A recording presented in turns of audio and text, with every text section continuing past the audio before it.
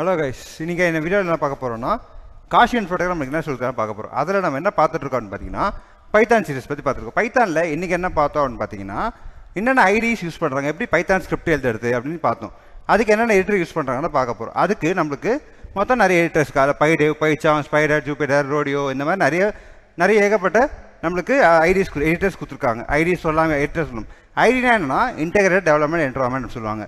நம்ம எதுக்குன்னா நம்ம கோடிங்கை வந்து நோட்பேடில் எழுதலாம், இல்லைனா வேர்ட்பேடில் எழுதலாம், வேர்டில் எழுதலாம். ஆனால் நமக்கு ஒரு அவுட்புட் வரும், நம்ம பண்ணுற வேலைக்கான அவுட்புட் வரணும் அப்படிக்காக நம்ம இந்த ஐடிஸ் யூஸ் பண்ணுறோம்.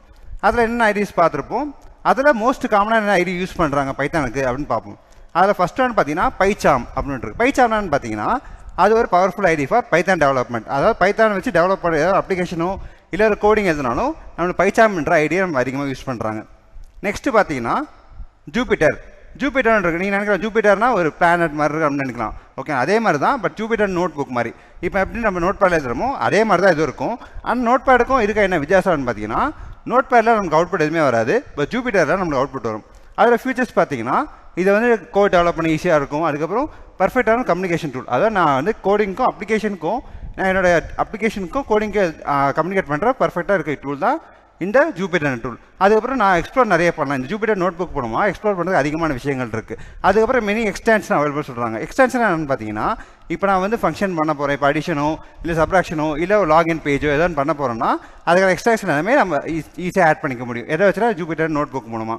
நெக்ஸ்ட் ஐடி பார்த்தீங்கன்னா என்னன்னா விஷுவல் ஸ்டுடியோ கோட் அப்படின்னு சொல்லுவாங்க. இது மோஸ்ட் காமனாக எல்லாருக்குமே தெரியும், நிறைய பேர் இதை யூஸ் பண்ணியிருப்பீங்க.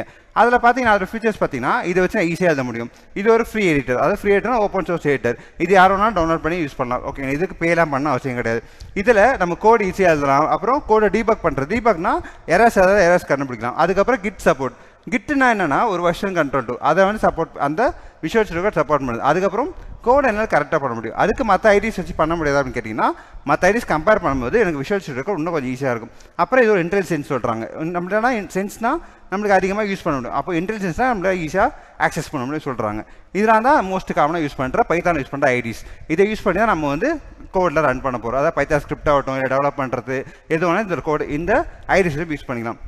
தேங்க்ஸ் ஃபார் வாட்சிங் திஸ் வீடியோ.